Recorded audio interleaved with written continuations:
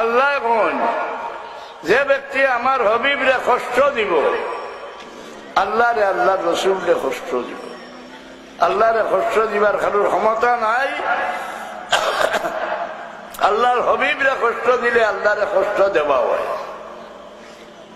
ইয়া বিশ্বাস করলি আল্লাহর হবিবর আগে ভাও বাড়াইলে আল্লাহর আগে ভাও বাড়াই রই যায়। লা তুকদ্দিমু বাইনা ইয়াদাইল্লাহি ওয়া রাসূলি, আল্লাহর আগে আল্লাহ রাসূলের আগে দি ভাও বাড়াইও না। যতক্ষণ আল্লাহ আল্লাহ রসুল্লাহ সীমা দিছ এটার আগে বাড়িও না। হ্যাঁ, যেমন ওয়াজর মহফিল চেয়ার এখন হাজাইয়া তো রসুল্লাহ লাগিয়ে আইয়া তসিব রাখতা, আর তুমি বইয়া ওয়াজ করতে রসুল্লাহর কাছে বই কইয়া তুমি ওয়াজ করলে তোমার ইমান রইল না নষ্ট হয়ে গেল। রসুল্লাহর সামনে বড় গলায় মাতিলে সারা বরবাদ হয়ে যায়।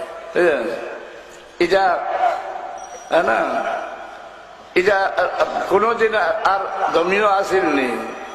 আল্লাহ রসুল একটা দিছেননি, রসুল্লাহর আগে ভাব বাড়াই রইলেন না।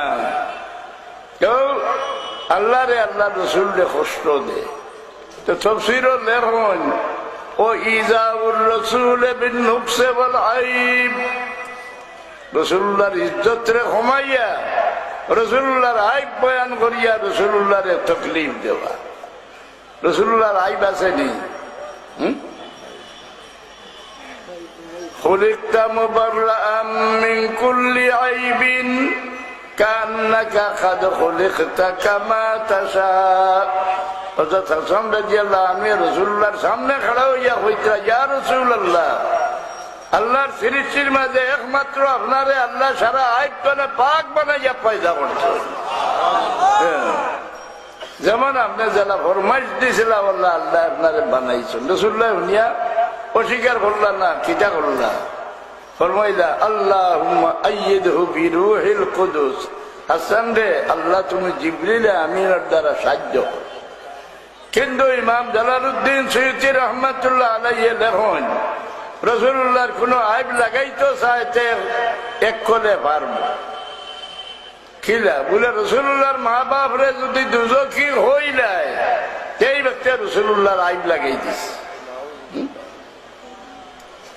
এখন যে ইমান লইয়া মরতায় ওই যে মুহাদ্দিস ভাইয়া বয়ান করে গেছেন কিনি, তাই যে কিতাব লইয়া আইলা ফেকায় আকবর ইমাম আবু হানিফা সাহেবের লেখা, এখানে লেগে লাইছে ওয়া রাসূলুল্লাহ সাল্লাল্লাহু আলাইহি সাল্লাম মাতা আলাল কুফর।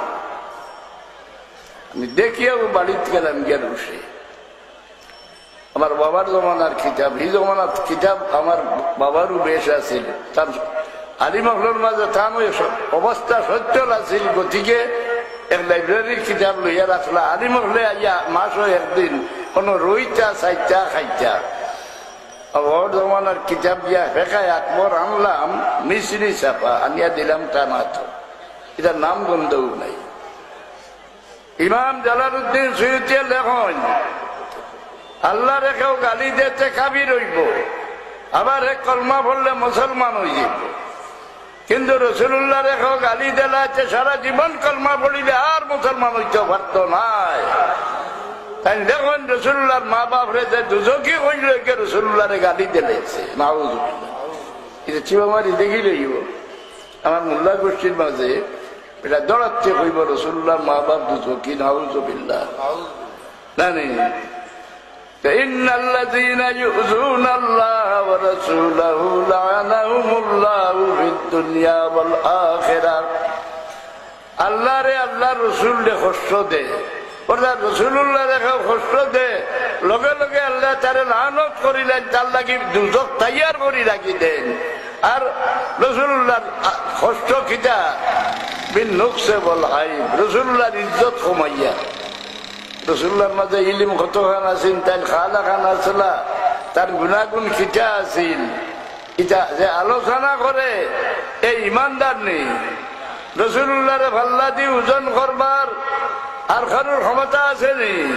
হ্যাঁ, ফিরিস্তা হলে আল্লাহর হবিবরা ডরাইছে কি করিবা? ইসরাফিল আলাইহিস সালাম সুর মুখ লইয়া খাড়া, প্রত্যেক শুক্রবারে জুমার তারিখে কইন আল্লাহ আমার ইজাজত দিলাম আমি সুর ফুকিলাই। আল্লাহ কইন না, ইসরাফিল এই জমিন আমার হবিবর উম্মত মুমিন লোক রইয়া গেছে, এক মুমিন যতদিন রইব ইসরাফিল আলাইহিস সালাম সুর ফুকিতা হতো। এই জমিন থাকি সারা মুমিনের নাম মুসলমান রইবা, সমাজি রইবা, মুমিন রইছে না। আল্লাহ মানিয়া মুমিন হওয়া যায় না। আল্লাহর হবিবর উরতনে বাপ ছুটি গেলে মুসলমান রইবা, মুমিন নাই, বেঈমান। কেউ আল্লাহ ইজাজত চাইবা, আল্লাহ ইজাজত দিবা, সুর ফুকিবা। কিন্তু তিসরা সুর যেবেলা ফুকিবার লাগি আল্লাহ হুকুম দিবা, ونفخ في الصور فصعق من في السماوات ومن في الأرض إلا من شاء الله ثم نفخ فيه أخرى فإذا هم قيام ينظرون. تیسرا سور موقع فضا، موقع ساعة، موقع বাস। তিসরা সুর ফুকিবার লাগি যেবলা আল্লাহ ফাঁসিবা, ও ইসরাফিল তোমার সিংহাত হুক দিলাও আর আমার বন্ধা হলরে আমি মাটির তলে রাখতাম না, সারারে তুলি লইতাম। এই সময় ইসরাফিল আলাইহিস সালামের সুর ফুকিবার নেই, কইবা ইয়া আল্লাহ আমারে মাফ করো, আমি তোমার হুকুমটা তামিল করতাম পারি না।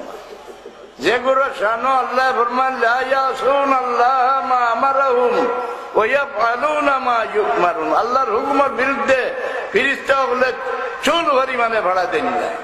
আল্লাহ ফাজিদরা ও ইসরাফিল তুমি সুর ফুকিলাও, তাই বলে আল্লাহ আমারে মাফ করো, আমি পারি না, আমি ডরাইয়ার, আমি সিংহাত ফুক দিমু, আমার সিংহার আওয়াজ শুনিয়া তোমার হবিব আর আমার ঘুম দেখিয়া চমকিয়া উঠিবা, তার দিল মোবারক আমার উড়ে নারাজ হয়ে গেলে আমি নষ্ট হয়ে যাই। মুআয় আল্লাহ আমার যে সুর ফুকাইবার তোমার ইচ্ছা হয়েছে, আগে তোমার হবিবে মাটির ভেতরে উঠাইলাও, চাও তোমার হুকুম আমি তামিল করবো।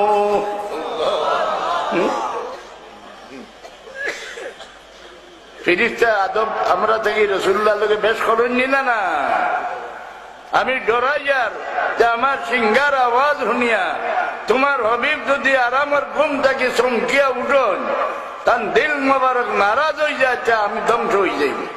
আল্লাহ আমার যে সুর ফুকাইতে যাচ্ছে, আগে তোমার হবিবরা মাটির ভেতরে উঠাই দাও। কিতা করবা? আল্লাহ হুকুম দিবা যে যাও চলি দাও গিয়া। কোন ফিরিস্তা সাহস করতাম না রাসূলুল্লাহরে তুলতা, হলে ভাসিবা হয় জিবরিল আপনি 23 বছর আল্লাহর হবিবের খেদমত হাজির হয়েছে, আপনি তার আদাব জানো, আপনি গিয়ে আল্লাহর হবিবরে উঠাও।